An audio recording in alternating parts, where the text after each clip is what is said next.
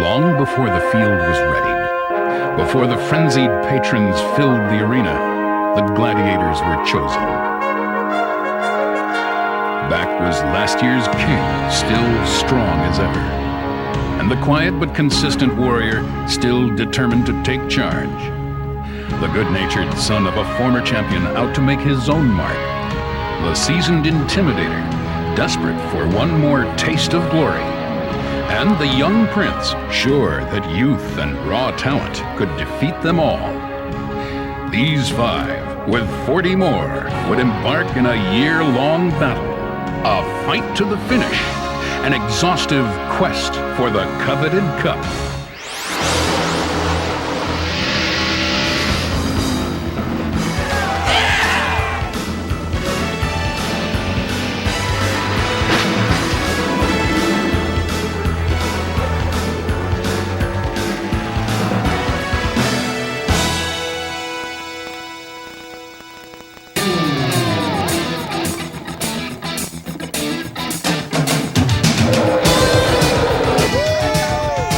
February 1997, Daytona.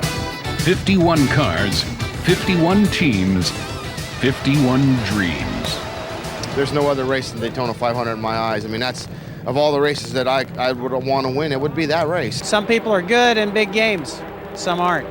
Some choke and some don't. Each 500 marks the debut of hopeful new teams, eager to challenge the established powers. Man, this is Daytona Speed Week's 1997. I'm here not to jack around. I'm here to run up front and run good. I'm not going to come out here feeling like crap. And every February, a new crop of hopefuls arrive to compete for Rookie of the Year. Qualifying sorts everybody out. You know, tough way to get started on your rookie year. But you know, I got 2 brothers over on the Bush side are doing awful well, and got somebody to cheer for on Saturday. But like I said, thanks for 31 more races. And this team will be back. Sunday I'm going to be in the Daytona 500, and that's all that matters.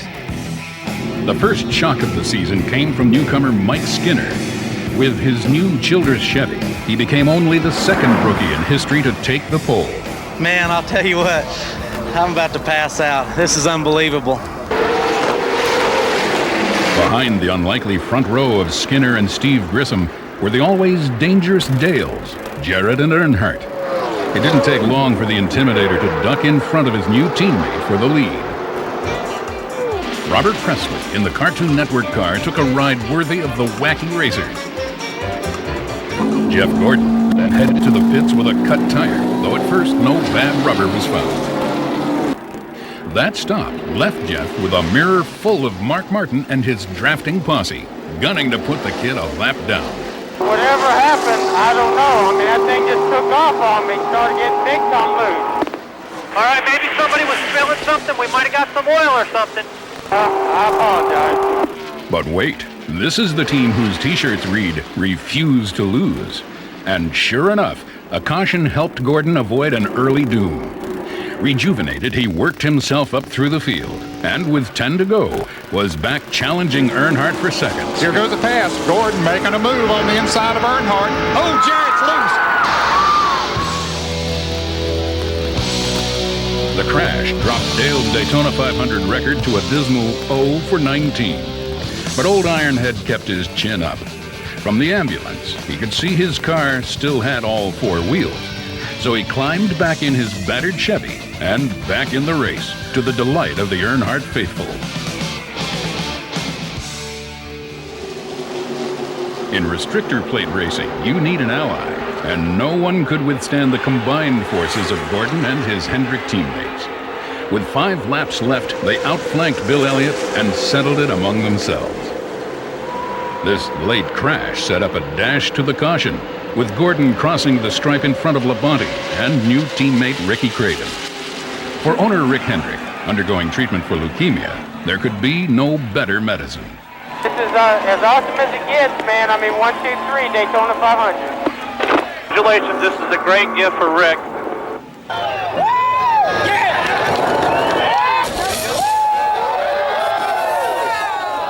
Daytona launches the championship chase amidst monumental hype. But the weekly grind toward the championship starts in earnest a week later at Rockingham. Moving up program. Still high from their Daytona win, the Rainbow Warriors came to the Rock on a roll.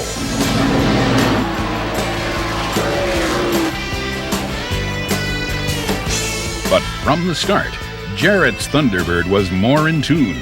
He dominated the first 350 laps while Gordon struggled to catch up. Twisting, cranking, turning, Gordon and his colorful crew searched for speed, and finally they found it on the high side. Running an outside line, Gordon slowly reeled in his blue oval victim. Gordon's move was late, but decisive. In the final 50 laps, he pulled away to win by nearly 3 seconds. I am shocked. I mean, I never dreamed that the car would come on like it did there at the end. I was just so happy, you know, for this team and for the car to just be stable all day long and to be consistent. That's what we're working on this year, trying to be consistent. Perhaps no one was as happy to see good old Rockingham as Rusty Wallace. For the 7th straight year, he came here still smarting from a Daytona disappointment. Well, it seems like I'm always coming in a bad note. Hopefully I'll have some good luck here tomorrow. I left Daytona a couple years ago, man, upside down, 42nd in the points, and we won this race and went on to win a lot that year. Rusty was right to be optimistic. He moved up from a 23rd starting spot to put the Miller machine in 6th place at the finish.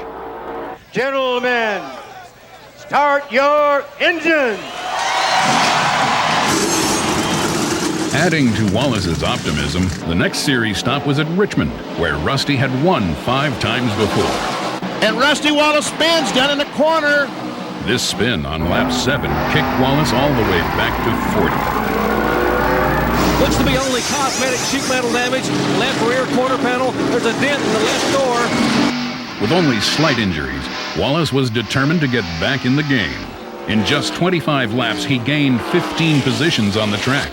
In 100 laps, he moved all the way to 3rd. Boy, look at Rusty. Remember, he spun, and the early going went to the back of the field, and look at this. He is about to lead this lap. Rusty continued to trade blows with DJ until an Ernie Irvin crash brought the duel to a head. 7 laps to go when they come around. Oh, they've got Ernie right there in front of him. Here they come off the corner. Rusty goes low, Jarrett high, who crossed the line. It was a photo finish at the caution, but the race wasn't over. Here he comes, Rusty Wallace to the inside of Dale Jarrett. They run side by side in the corner, and Rusty Wallace has the lead back. And Rusty Wallace wins the Pontiac Excitement 400.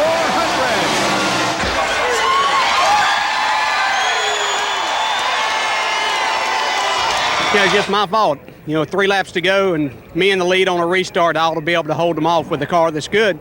I just didn't get that good a restart to let him get too much of a run on me, and that was all she wrote. For Jarrett, playing bridesmaid for the 2nd straight week was a bitter pill.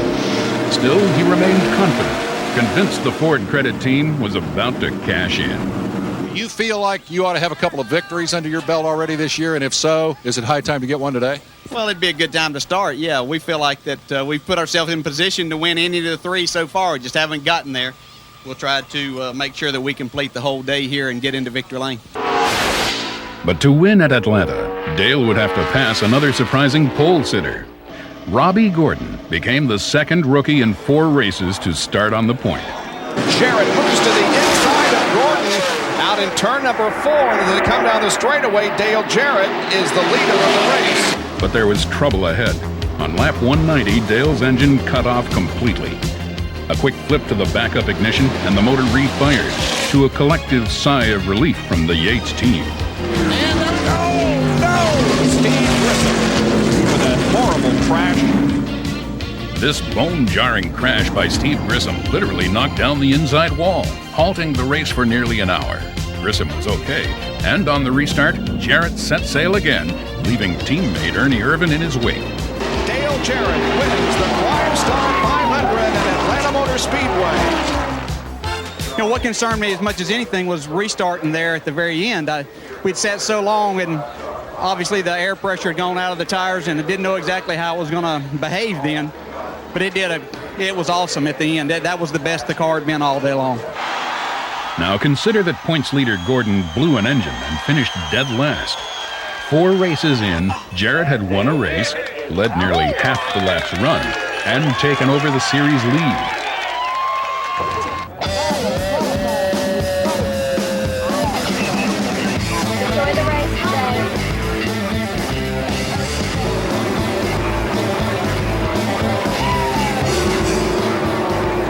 Next stop, Darlington, and Jarrett knew the lady in black owed him one. Just 7 months earlier, Dale had been the class of the field here, poised to claim the elusive Winston Million. Oh, he's in the wall! Jarrett is in the wall! Oh, no! I'm in the wall. A spot of oil dropped by another car had cost Dale $1 million. Surely that would never happen again. The same gritty old track, another patch of oil, and the 88 was in the wall again. But this time was different. The car had only minor damage, so crew chief Todd Parrott decided to wait till a scheduled pit stop to make repairs. It was a gamble, but it allowed Dale to keep his track position. Near the end, he came under attack from Ted Musgrave, but Ted fought fair, and Dale was just a little too strong. My hat's off to Ted. I know he was after that first victory. He wanted it bad, but he raced me clean. I cut him off quite a few times that he could have probably clipped me and got by me, but Ted's a good racer. The Darlington win padded Jarrett's point lead only slightly. In hot pursuit was Jeff Gordon and Terry Labonte, only 90 points behind. Cool as ever, the Iceman hadn't won a race, but scored top 10 finishes in 4 of the first 5. Better still, Texas Terry was going home. The debut of the magnificent new Texas Motor Speedway outside Dallas-Fort Worth was a measure of the spectacular growth of Winston Cup racing. I think it's great. It's something that's probably the biggest event that ever hit the state of Texas. Sport's just outgrowing its old boundaries, you know. It's had to move on, so I'm all for it. We do probably 20 races a year. We're retired. We have a motorhome stuck in the mud up here with about 5 other couples, and we just love NASCAR racing. We're looking at a flash flood warning that is in effect for all of the Metroplex, basically Dallas, Terry. Unfortunately, the spanking clean speedway opened with a good 2-day soaking. Rain washed out most of practice and qualifying, handing a gift pole to points leader Jarrett. The Kellogg's crew was more determined than ever to bring Jarrett down. I'm going to get too tight off the corner. Move the rear and back 8, guys. 1/8 of an inch. Okay, we're going to put on the 4 shocks here. But Jarrett's gang wasn't about to back off. Brad, put you about a half around in both front. Might be dragging the bolt from there, holding the skirt on. Take the track bar back, maybe.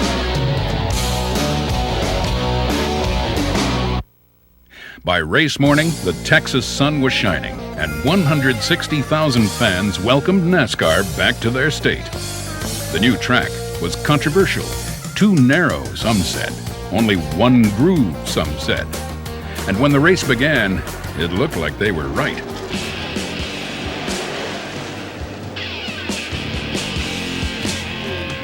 "13 cars failed to make it through turn 1. Labonte wasn't one of them. He soon moved out front and built a commanding lead. But on lap 250, he lost the lead to Ricky Rudd on a routine pit stop. What's worse, he came away with a bad set of tires. It's a typical deal. I mean, you can't put on 2 sets of tires and they're not alike, you know. A late caution allowed Labonte to get some new rubber. Good job, buddy. Good job. Come on back around here. Let's get some tires. We want to win this thing. Running with brother Bobby, Terry moved through the field, but fell victim to another bad set of tires on the final pit stop. He finished 4th. It was your day. It was your day if we got the right set there. But one man's misfortune is another's moment of glory. Jeff Burton's team gambled on a fuel-only final pit stop. Nearly a lap down early in the race, Jeff came back to take the lead when it mattered most. In his 96th start, with wife Linda barely able to look on, the talented youngster held off a hard-charging Jarrett to take his first career Winston Cup victory.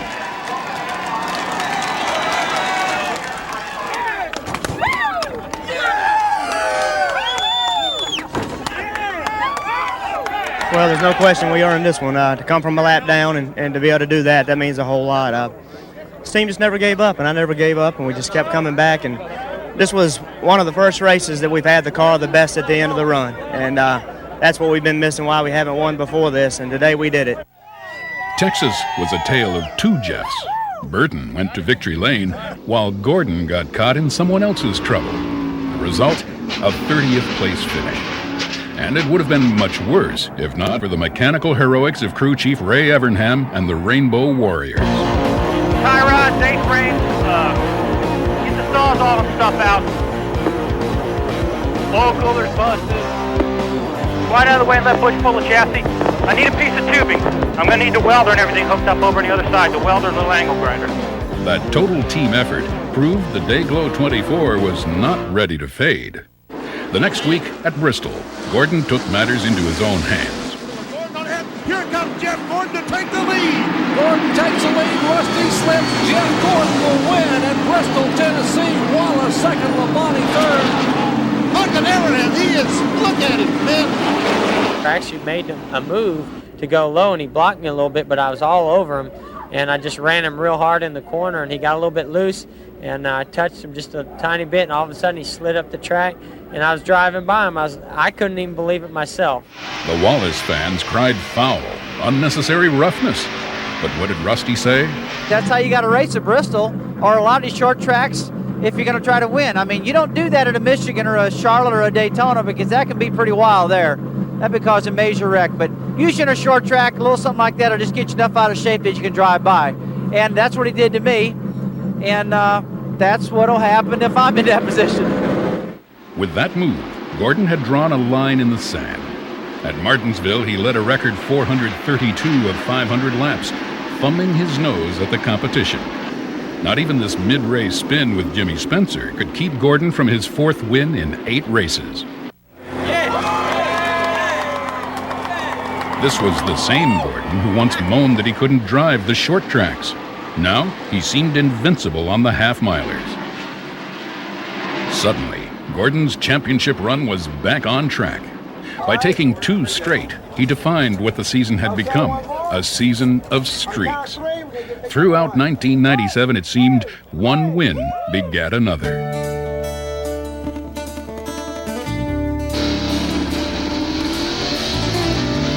Preeminent road racer Mark Martin hoped the annual spring visit to Sears Point would help him break a streak, a string of 42 races without a win. Mark Martin has gotten off to a great start as they work their way through the S's. He's leading. Mark soon lost his early lead, but got it right back when leader Wallace went cross-country. And from then on, the Roush Ford was flawless. When the other Wallace, Kenny, tried driving on old tires, it gave Gordon and Labonte a chance to get close. But at the end, Mark held off a pesky Gordon for the win. Mark Martin's a great race car driver, and all we've had to do is put a good car under him. He wins in IROC, he's won the 24 Hours Daytona, he wins all those Busch races. All we had to do was get the car comfortable for him, and we were good at Texas and blew up. We came from the backstretch and run 4th at Bristol. We came from the backstretch and finished 3rd at Martinsville. We've been coming. We'd like to think we're going to be on a roll now. That kid's tough, man. He mustered something for the last lap. I knew he was. I knew he didn't have much, but I knew he'd take a run at us on the last lap, and it's going to be hard to pass me. Tough to pass on a road course is one thing, but the following week, Mark had to prove he could hold off the competition flat out. The teams were in Talladega for the rain-delayed Winston Select 500. For a while, it appeared pole sitter John Andretti was the class of the field. But eventually, he gave way to more likely suspects like Earnhardt, Gordon, and Martin. Mark Martin would like to lead. He's on the bottom and goes to the front of the field. Here comes Jeff Gordon now right behind him. In just 27 laps, Martin had come from his 18th starting spot to grab the lead. He dropped back during the middle of the race, but never lost the lead draft. Finally, with 120 miles still to go, he snatched the top spot from Dale once again and never looked back. Earnhardt looks to the inside. Jeff Gordon is going outside, now inside. No moves here as Mark Martin comes down and makes it 2 in a row. Martin wins. Martin was fast, very fast. He averaged 188.354 miles per hour, making this the fastest race in NASCAR history. The reason? The entire 500 miles of bumper-to-bumper action was run without a single caution flag.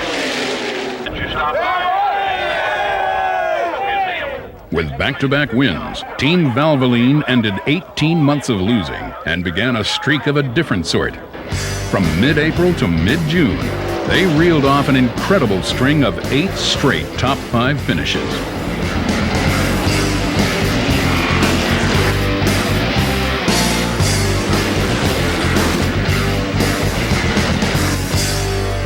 It's sort of like a dream, you know, and we don't want it to end. We want it to keep going.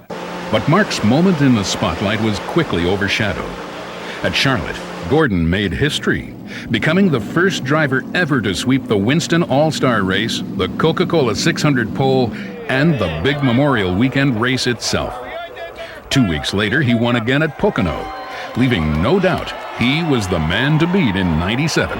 You know, every time I pull into victory lane, I'm more and more amazed that we've actually done it. And, you know, even as much as we have won this year, it's still pretty shocking because this is very competitive, and you got to have just a perfect day going your way.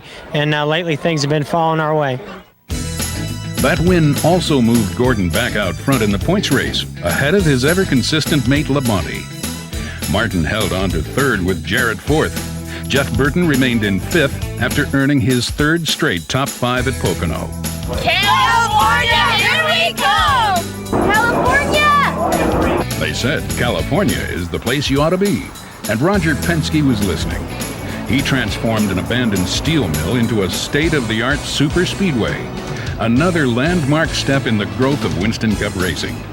It also brought America's #1 racing series back to its #1 automobile market. And those car-crazed Californians welcomed NASCAR in Hollywood style.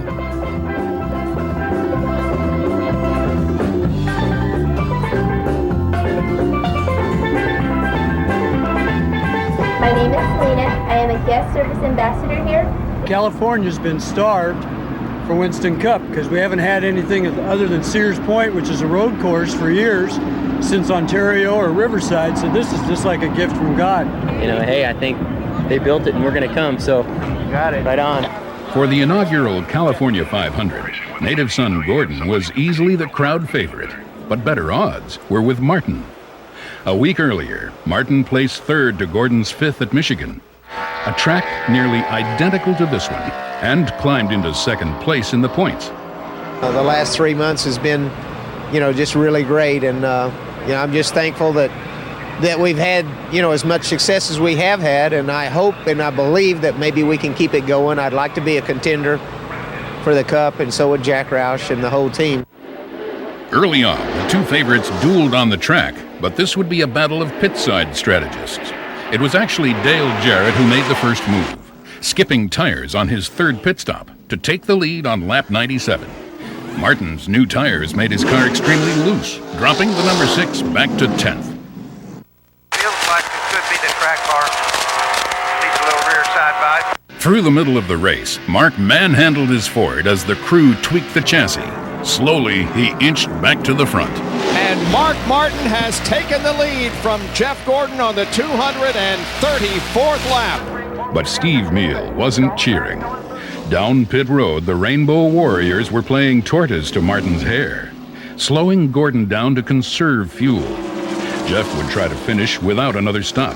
If he made it, Martin was doomed. 57 to go. 57 to go. We got to get some more fuel. The stop was deadly. Mark lost the lead, and worse, the gas man removed the fuel nozzle too quickly. And Mark Martin apparently is out of gas as Jeff Gordon sets the car into the third corner. For Gordon, the conservation effort paid off. On the final lap, the car sputtered but kept running through the checkered flag. Jeff ran dry on his way to victory lane. We've been getting real good mileage, but it wasn't good enough today. So, you know, we had a good car, good team, really good on the long runs. I think we finished 10th, so that's what we got.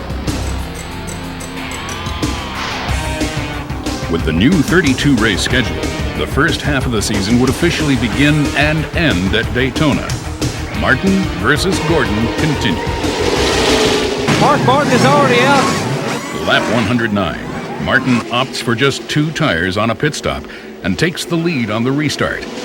Then, on lap 126. And look at Jared. Oh, crashes. Jeff Gordon crashes. Let it go. Several cars.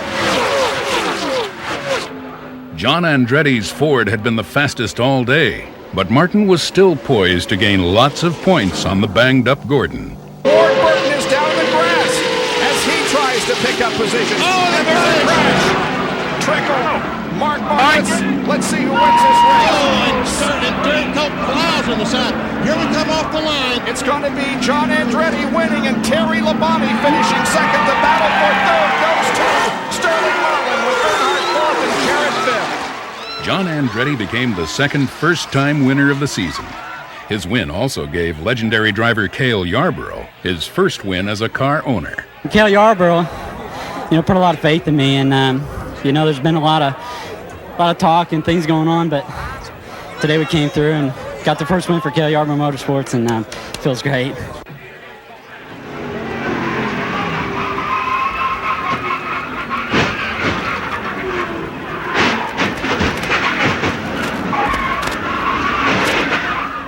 For Martin, a second last lap disaster in a row did serious damage to his title hopes. Mark dropped to third place in the points, 110 behind Gordon. Jeff Burton held on to fifth behind Jarrett, and the third Roush entry, Ted Musgrave, rounded out the top 10. For Terry Labonte, the first half ended as it began. Second at Daytona, second in the points. For the Iceman, the first half was more like lukewarm. He had 13 top 10s, but no wins. He even led the standings for 3 weeks, leading to the question, could he win the championship without winning a race? Let me tell you something. It's never happened, and I bet it doesn't ever happen. Beyond the point battle, the first half was marked by memorable moments. Leading the list was Ernie Irvin's emotional win at Michigan, the site of his near-fatal crash 2 years earlier. This is a win that is very emotional, and I remember being here like 3 years ago, and but I don't remember being here on Sunday. And this is a great time, and being able to be here, and it was a pretty emotional win, just because of all the thoughts of what's going on. And how about the highlight maker himself, Darrell Waltrip? 1997 marked his 25th year in Winston Cup, and most of the tracks honored the 3-time champ for his achievements. Please show your appreciation for 25 great years from Darrell Waltrip. The King of Chrome returned the favor by unveiling the shiniest race car ever built. But the big celebration came at Bristol, where old DW has more wins than anyone. He painted his car to match the old Budweiser Chevy, reminiscent of his glory days with Junior Johnson. For Darrell, it would be a season to remember. For another wily veteran, it would not.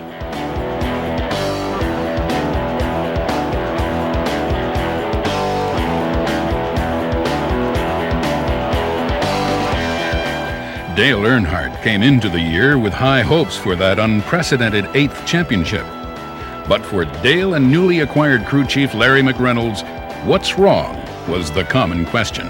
Again, the communication has been there from the very beginning with Dale and I, and we developed a good relationship even before we started racing. But it's no different than when a new couple gets married. It takes some adjusting time to get used to each other. I spend more time with Dale than I do my wife, and it just takes time learning each other. The communication's been there, but learning what each other's thinking and saying has taken some adjustment, and I'm looking forward to this second half of the season just like the rest of the Goodwrench team.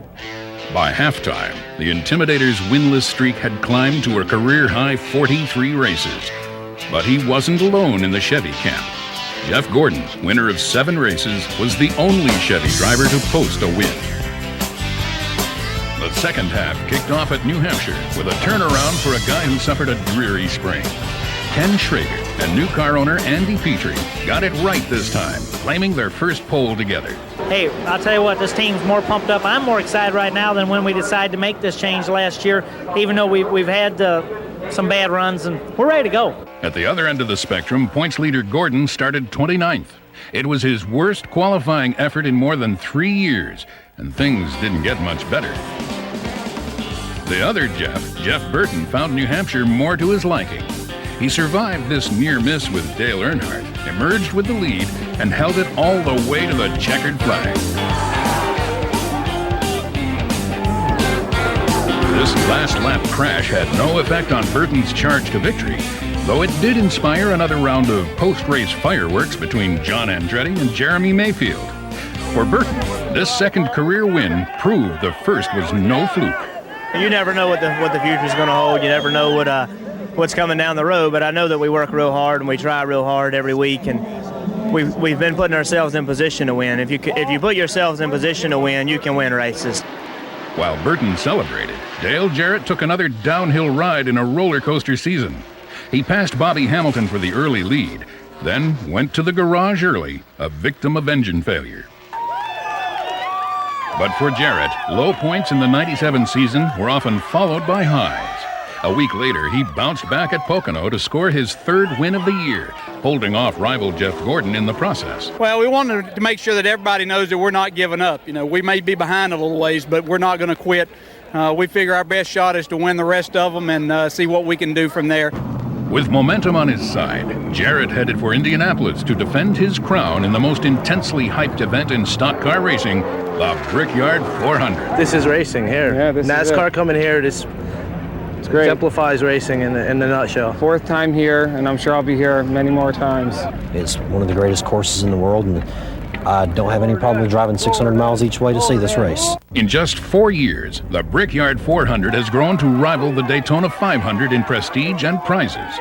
In fact, 56 cars, the same number that showed at Daytona, were here to vie for the nearly $5 million purse, the largest in NASCAR history. Yeah, Daytona, is a pretty big race, there's no doubt about it, and it's been there for a long time, and it really is surprising that the Indy race has already come up to that level. Well, it pays a lot of money, a whole lot of money, and it has a big trophy, a real big trophy. So big is the Brickyard, Ford chose this weekend to unveil their future plans. For 98, the Thunderbird is out, and the all-new racing Taurus is in. The Ford credit team was determined to keep its Thunderbird rolling at Indy, but it was teammate Ernie Irvan who captured the coveted pole. We're really happy that we've got the pole with this team, and the guys have worked extra hard. I think they want to show that they're not laying down, and I'm not laying down. For Irvan, the pole run was bittersweet. 2 months before, team owner Robert Yates announced he would not renew Ernie's contract for 1998. At Indy, the morning after Irvan's pole run, Yates announced Ernie's replacement. Robert Yates and Texaco have given me the chance of a lifetime, and if I can just drive as good as Robert Yates builds motors, I think we're going to have a long and great future together. Though some were appalled at his timing, give Yates credit for sticking with Ernie in the wake of his Michigan injury 2 years ago and providing him the opportunity to make his way back to Winston Cup. Irvan will replace Derek Cope as driver of the Skittles Pontiac number 36 for 1998. In the meantime, Ernie had some racing to do. A sea of spectators, estimated at over 320,000, rose in anticipation as Irvan led Joe Nemechek around the famed course. As it turned out, up front was the safest place to be. And we've got a crash. Somebody into the wall. That's Chad Little in the John Deere Pontiac. Second caution is out on lap number 15. We've had a multi-car tangle over in turn number 2. Serious damage to Michael Waltrip's car. Okay, DJ Pitt, this time be 4 tires. 4 tires, half a pound out of the left side. After a round of green flag stops, Jarrett found himself in the lead on lap 58. Go. 20 laps later, crew chief Todd Parrott watches helplessly as an incredible stop by the Rainbow Warriors puts Gordon in front. Wow! 17.4 seconds for the Rainbow Warriors. What a great pit stop. Those guys pulled off that time. Like chessmen, Jarrett and his crew ponder the next move, all the while struggling to stay in touch with the leaders. Just be smooth. Just be smooth. Eventually, Parrott hits on the right combination. And with just 25 laps left, Dale roars back in the lead.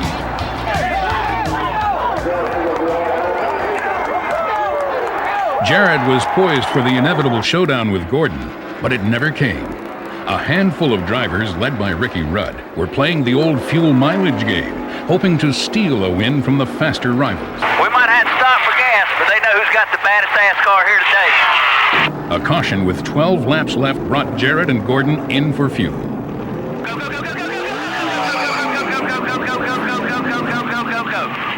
Rudd and company stayed out, forcing Jared back to 7th on the restart. He drove like a man possessed before this spin by Rich Bickle brought out another yellow and sealed his fate. Today, the fastest car came in 3rd. They asked us a few weeks ago, they said, what do you want? You want motors for gas mileage or motors for power? And we said, we'll take power over gas mileage anytime. But, and then when you're sitting here in a position like this, you wish it had went the other way. Jarrett's loss was Rudd's gain. He easily held off second-place Bobby Labonte to take the biggest win of his 23-year career.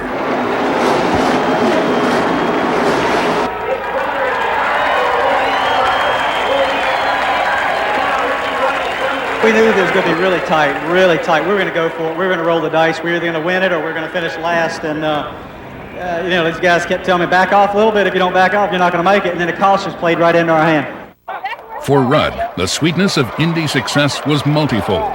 As owner-driver of the Tide Ford, he didn't have to split that $570,000 winner's share of the purse. And for the first time since 1987, only the 4th time in his career, Rudd had won 2 races in a season. At Dover, 2 months earlier, he was the beneficiary of racing luck, taking what he called about a 5th-place car to victory when various leaders had trouble. At Indy, luck had less to do with it than great strategy. In any case, there was no late-season Rudd watch to see if Ricky would be able to keep alive a remarkable string. He has now won at least 1 Winston Cup race in each of the last 15 seasons, and this year, he won 2. On the other hand, Indy marked a low point for the brothers Bodine. Unlike Rudd, Jeff had struggled with the sometimes conflicting tasks of owning and driving his cars. Financial pressures were mounting. When he failed to qualify for the lucrative Brickyard, he left town humiliated and nearly broke. We've struggled with finances here, and that's why we've had all these problems. There's no other reason. That's why we've had some engine problems and other things weren't going right, and it all got back to we just weren't being financed enough. Brother Brett was in similar straits, struggling to continue despite the failure of his sponsor to pay its bills. He needed a provisional to qualify at Indy. But help was on the way. Brett closed a deal to sell half his team to Andy Evans, owner of the sanctioning body sports car. Indianapolis was our last race. We wouldn't even have been here at the Glen if Andy hadn't come to the table and brought everything to the table in a hurry so that we could get it done and keep this race team functioning as a unit. Shortly thereafter, Jeff announced he too had found backers, Jim Matei and John Porter, whose investment freed Bodine from a lot of off-track responsibilities and enabled him to focus on driving. He also added some mechanical expertise by hiring veteran crew chief Tim Brewer. The team immediately went looking for sponsorship to replace QVC, who would depart at season's end. In mid-August, the Bodines came home to Watkins Glen, near their native Chemung, New York. It proved to be quite a weekend. Let's see what as he comes to the checkered flag. He's got himself maybe a pole. Youngest brother Todd, in a one-shot deal with his Busch car owners, locals Frank Cece and Jeff Welliver, won the pole and an invitation to next year's Bud Shootout. This is big. This is really big. To be on the pole here at home at Watkins Glen is phenomenal. I can't believe it. We struggled really bad in practice. Made a change right before qualifying, and it worked. I mean, the car was really good. Brett showed some newfound strength qualifying in the first round, but his car broke early in the race. And Jeff was the most pleasant surprise of all. The only car better than his was the Chevy of Jeff Gordon. And after this pass, Bodine held on for a rejuvenating second-place finish. As off of corner number 11. What's this all about? Well, you can only pass to the outside, and he was trying to get a run on him coming down to the green flag. Didn't work. Gordon went on to win the race and reach another career landmark, his first road course victory ever. More significantly, in the battle for the Winston Cup, he extended his lead to a season-high 109 points over Mark Martin. For Martin, anything less than a win on a road course is a disappointment. Nevertheless, his 5th place at the Glen continued a string of consistent finishes, including 5th at New Hampshire and Pocono, and 6th at Indy. Give Mark Martin the lead. Here goes Musgrave. Right now with the Jack Roush car. 1, 2, 3. Michigan Speedway is one of Martin's favorite tracks, and he dominated the series' second visit there until lap 86. And Martin is losing. He must have a flat tire or something, Ned. Yes, something wrong with that valve lean forward. The left rear tire is flat. A lengthy stop to repair the damage put Mark 2 laps down. He got 1 back on the leader's pit stops, and then came the big break. A yellow flag and a boost from his teammate. The leader's so slow. Here comes Jimmy Spencer. He's going to make a lap up. But here's why he slowed down. Here comes Mark Martin to get by and get his 2nd lap back. Back on the lead lap, no one could halt Martin's relentless advance. And here now is Mark Martin going 3 deep. Watch this, gang. Whoa! Mark Martin comes off with the lead. Once out front, Martin's machine was untouchable. He finished 2 full seconds ahead of Gordon, taking his 3rd career win at Michigan and his 3rd win of 1997. Now I think I know how that kid feels on Sunday a lot. I had the car today. He's usually got the car, but we had the program today. We had the fuel mileage. We had everything we needed to win this thing.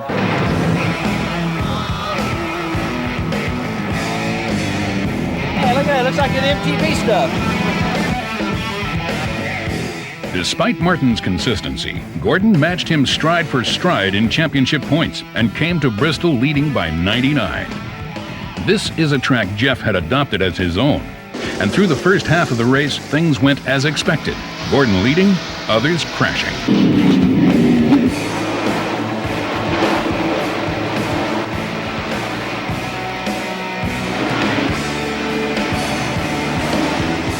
But on lap 244, disaster struck. Oh, Jeff Gordon slides up the hill and loses the lead, and there he spins! And hits the inside wall hard. While Gordon struggled on in his badly damaged Chevy, his Ford-powered rivals took turns leading. Jarrett was on top until a Bobby Hamilton spin allowed Martin to get the advantage. Then, 75 laps later, Martin bobbled and Jarrett shot past to take the lead and the victory, his first ever short track win.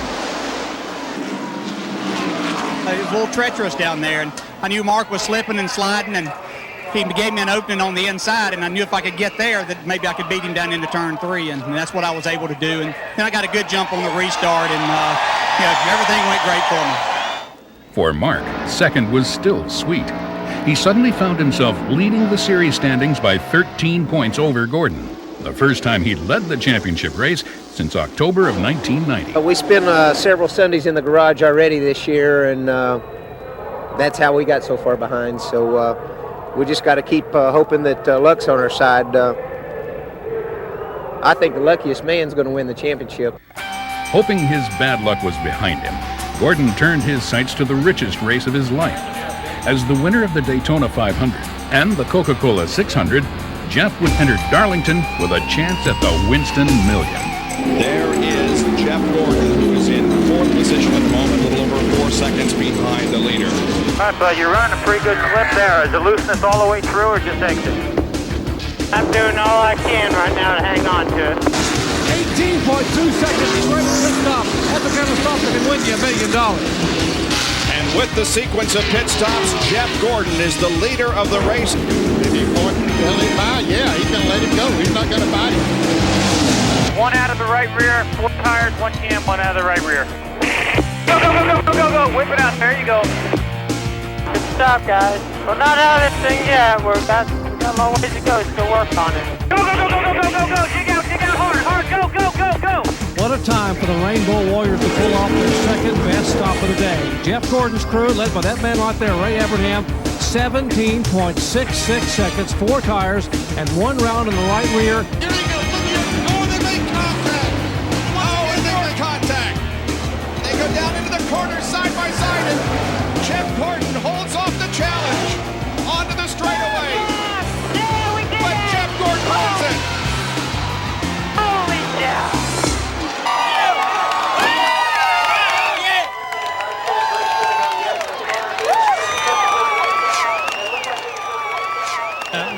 front just went away on me. I didn't know if I had a fender rubbing or what. And I saw him coming, and I blocked him. He hit me in the rear bumper, and I was just glad that I didn't spin. I kept it going, and that slowed his momentum down enough to where I could block him. I'm sure he's not happy, but Jeff, $1 million. Come on, buddy. What'd you expect me to do, man? But Gordon and his colorful crew were clearly focused on the biggest payday of all, the $1.5 million championship bonus. After a solid third behind Jarrett and Burton at Richmond, Gordon scored a hard-fought win over Ernie Irvin in New Hampshire, bringing his victory total for this remarkable season to 10. He extended his point lead to 139 over Martin, 188 over Jarrett, and for all practical purposes, eliminated defending champ Terry Labonte from the equation. This big New Hampshire crash marked a low point in a dramatic reversal of Labonte's fortunes. Just 2 months earlier, Terry left Loudon a close second in points, with 14 top 10 finishes in 17 starts.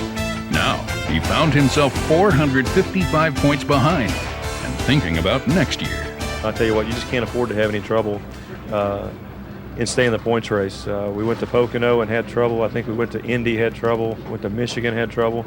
And at Indy and Michigan, we were going to have good finishes, I think.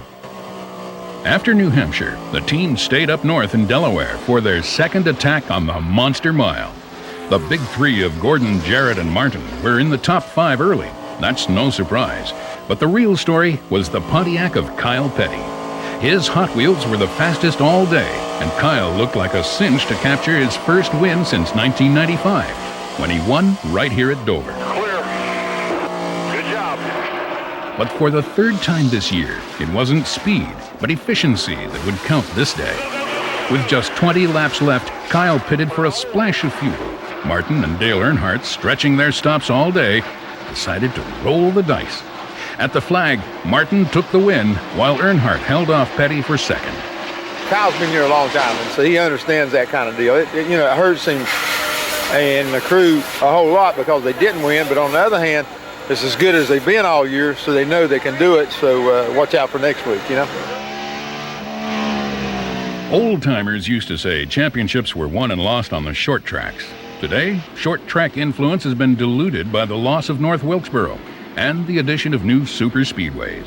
Still, short track success can make or break a season. Without them, Rusty Wallace's '97 campaign would have been a disaster. And here comes Rusty Wallace to the inside of Rick Mast, trying to take over 5th spot.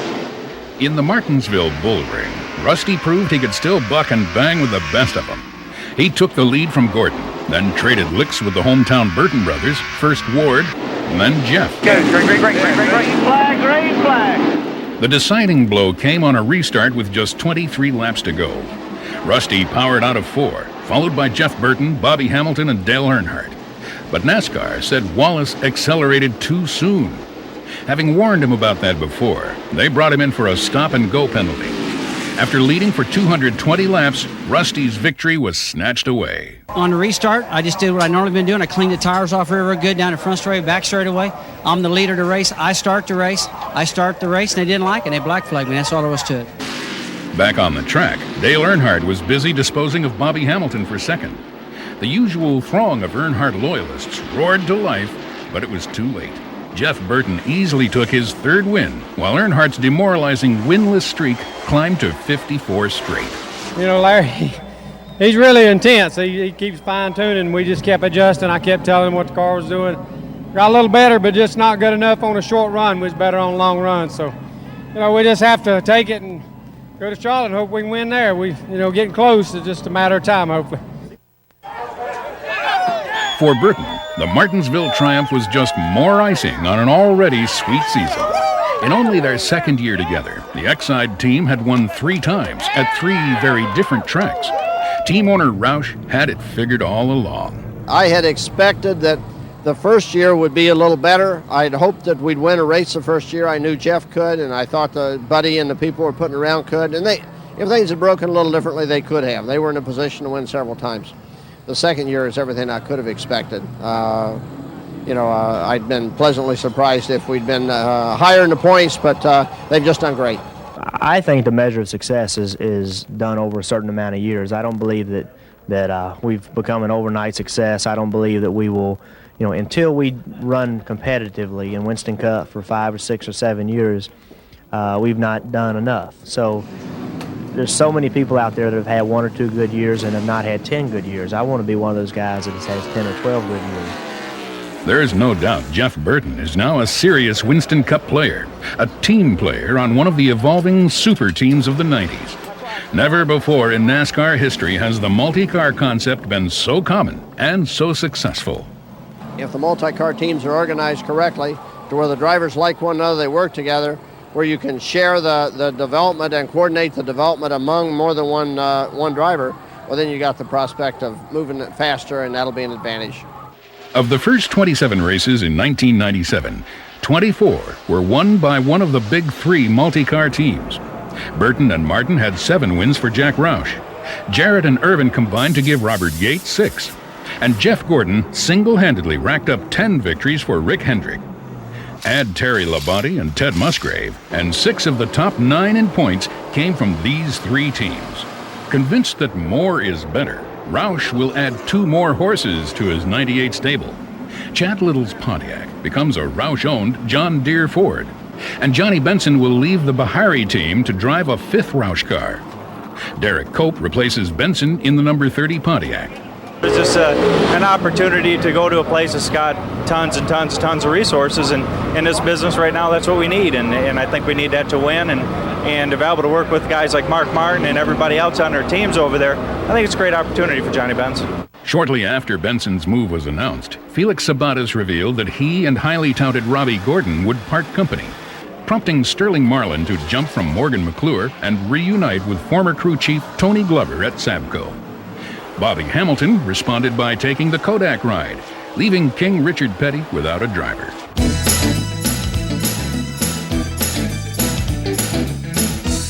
As all the teams rolled toward Charlotte, Jeff Gordon was well out front.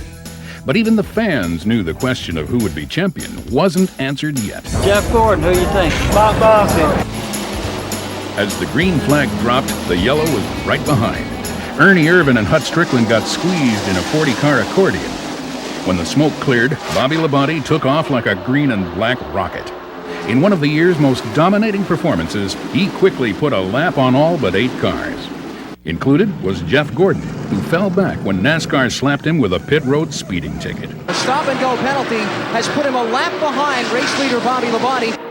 But then, on lap 103, oil in turn 2 sent Ricky Rudd slamming into the back of Hut Strickland and collected leader Labonte as well. Soon, the battle was between more familiar foes, Martin and Jarrett. By halfway, Gordon and Labonte had fought back from their earlier mishaps, and joining the fray was Dale Earnhardt. With 57 laps remaining, Jarrett pushed his Ford past Labonte for the lead. Soon, Earnhardt took second.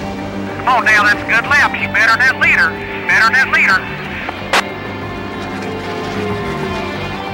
The Good Wrench crew watched and hoped, praying that this would be the day the 7-time champion would win again. No, not today. The black 3 slowly faded and slipped back to 3rd. The other Dale, however, seemed to get faster as the laps wound down. He easily went on to his 6th win of the season. The car just kept getting better and better. Todd and the guys made all the right changes, and it's just tremendous. It was like the track kind of came to us with the changes that we were making, and the car was just awesome there at the end. With Martin finishing 4th and Gordon 5th, the championship chase tightened only slightly. Dale and Mark needed a big score at the big track. The first ever fall race at Talladega started like most restrictor plate events. 20 or more cars running 200 miles per hour in nail-biting bumper-to-bumper packs. Suddenly, the inevitable happened.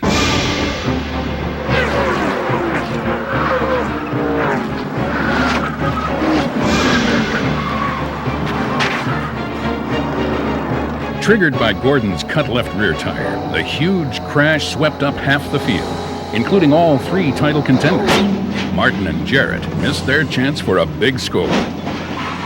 With the big 3 out of the way, the lead fell to more unlikely suspects: Ken Schrader, Terry Labonte, his brother Bobby, and John Andretti. Ned, he's there. You can see he takes the lead going into turn 3 there. Terry Labonte. The win was gratifying on several levels. Terry had not been to victory lane in over a year. His team had rallied from a low point at Charlotte, where team manager Gary Dehart quit in frustration. And with Bobby second, it was a Labonte family sweep at Talladega. We wanted to really finish the season on a high note and try to win a race or two, and time was running out, so we finally won one today. And I'll tell you what, the guys in the Kellogg Chevrolet did a great job, and we had good pit stops, and the car handled perfect all day long. As for the championship contenders, they all got their war wagons back out to gain what points they could. Jarrett ended up 21st, Martin 30th, and Gordon 35th. That moved Martin up to just 110 points behind Gordon, and Jarrett cut his deficit to 155, with 3 races remaining. At the Rock, it appeared Gordon was ready to crack under the pressure. On the second lap, he brushed the wall in turn 2. Then, on lap 272, he stopped twice under caution to repair a loose axle, falling to 14th position. After the final round of scheduled stops, Dale Jarrett moved to a commanding lead and appeared to have yet another win in hand. But when Greg Sachs brought out a late caution, his fortunes changed. First, Ricky Craven moved past, then Bobby Hamilton blew by them both. Hamilton was best on new tires, and there was simply not enough race left for anyone to catch him. It was flawless day. I never really showed what we had. There was a couple times on long runs we adjusted wrong, then we come back and fixed it. But he told me right there at the end, said, I don't know if you paid any attention, but you're the best on new tires. This ought to be us. He said, just go get them, and when I got ready to hammer the thing, it took off.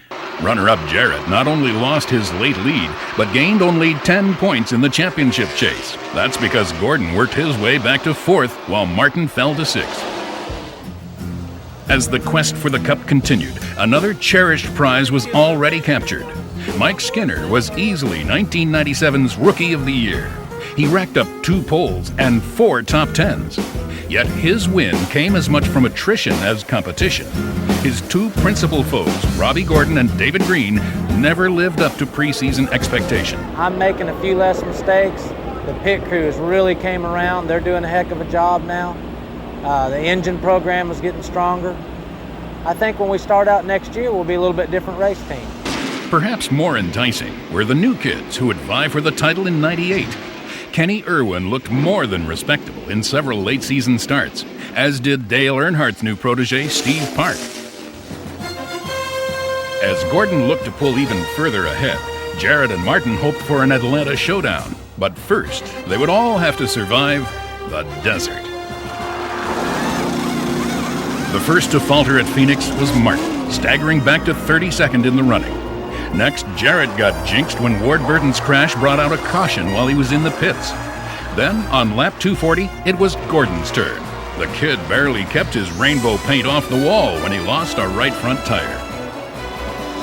But the Phoenix legend is not about who gets burned, but who can rise from the ashes. And during the second half of the race, Dale Jarrett was on fire.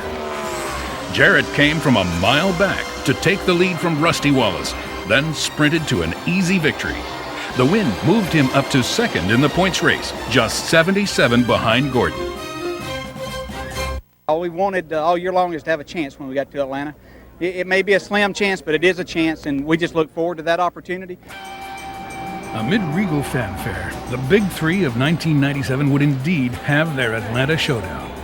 A cold rain washed out Friday qualifying, and on Saturday, Gordon became the first to stumble. He ruined his best car in a bizarre accident on pit road, forcing the crew to unload the backup just 2 hours before qualifying. Yeah, we'll just balance them out and go back out. We need to make a qualifying run here, and we don't have very much time. Just leave it blocked off. I don't know if we're going to make it or not. Let's go, guys. We'll back it in and get the motor out right away. With only 1 lap to redeem himself, Gordon slipped again. Oh, and he bobbled badly, and Evernham knows that lap went away with that bobble up in 1 and 2. Gordon needed to finish 18th to guarantee the championship. He would start 37th. Right now, Jeff Gordon is outside the championship window as we begin the last race of the 1997 NASCAR Winston Cup season, the Napa 500. Leading at the green was Jeff Bodine. His blistering pole run topped 197 miles per hour on the reconfigured and resurfaced track. Martin was the first with a tactical maneuver. He took just 2 tires on his first stop to grab the lead and 5 bonus points.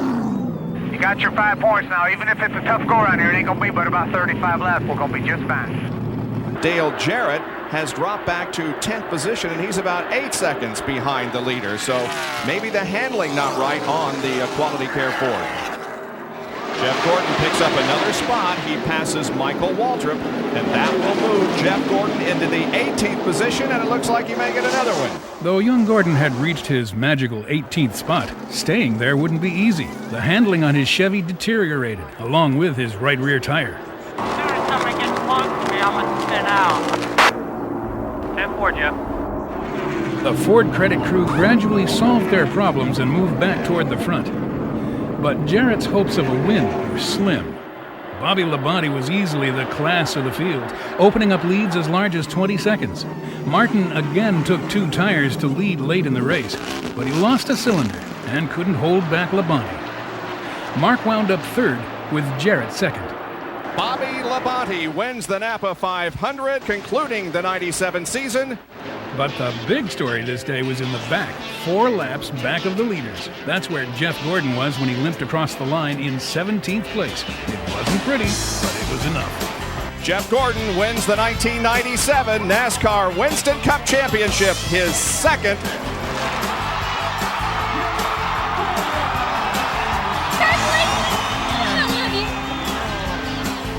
Overshadowed by Gordon's achievement was Bobby Labonte's first win since this very race a year earlier.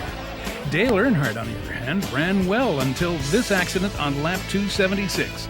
For the first time in 15 years, he drove an entire season without a win. Still, the Intimidator ended up 5th in points, an enviable position by most standards. Bobby Labonte's late-season success moved him to 7th, and Ken Schrader barely held on to the prestigious top 10, edging Johnny Benson by just 1 point. Man, this is the most awesome race team I've ever seen in my life. I'll tell you what, DJ, thanks a lot. Guys, I can't say enough. Of course, the bulk of the 97 season could be summed up in 3 words: Martin, Jarrett, and Gordon. Together, they won 21 times, and if not for that wild crash at Talladega, would have been represented in the top 5 of every single race. Sadly, only one could be champion. I doubt very seriously that I could ever have a year in my career that will top this year. And I know I won't have one unless I could win a Winston Cup championship. Now, we didn't win 10 races, and I wish we would have, but we did all we could do. I drove as hard as I could. My guts were hanging out every Sunday, and they were hanging out on Thursday and Friday and on happy hour, and everybody on the crew was pulling as hard as they could. And that's what we got for 97 season, and I'm proud of it. There's always going to be that little place in our mind and in our heart that says, you had a great year, but you didn't win. We're going to come away feeling very, very good about what we accomplished, what we were able to do. So we have something that we can take to next year and the next year and make us a better team that hopefully will allow us to win a championship. And so, after 32 events, 13,213 miles, the 1997 NASCAR Winston Cup season was finished. The quest was over, the champion crowned. What a year, it's going to be hard to measure up to, and the only thing that could complete it as a career year was winning that championship. 1997 was indeed a career year for Jeff Gordon. 10 wins, including the Daytona 500, his first win on a road course, the Winston Million, and his second Winston Cup championship. In monetary terms alone, his single-season take topped $6 million. We won some very big races this year, some things that we're very proud of, and big numbers happen to go along with those. And it just seems like we really step up to the plate when the big number's there, but that big number's there because it's something that's very prestigious and something that everybody wants. Young Gordon is quick to credit others for his meteoric rise. His God, his warriors, and his chief. Ever since he and I have gotten together, it's like magic, and he creates this atmosphere around him with his guys, with the guys on the team, and with myself that it's hard not to be able to go out there and win when you're driving a race car that he's working on.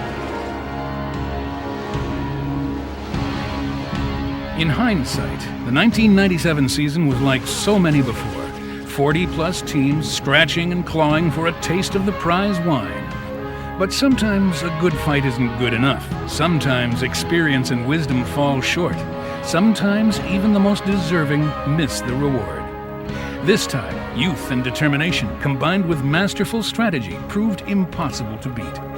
In time, they'll all be back to battle again. But for now, from this cup, only one may dream.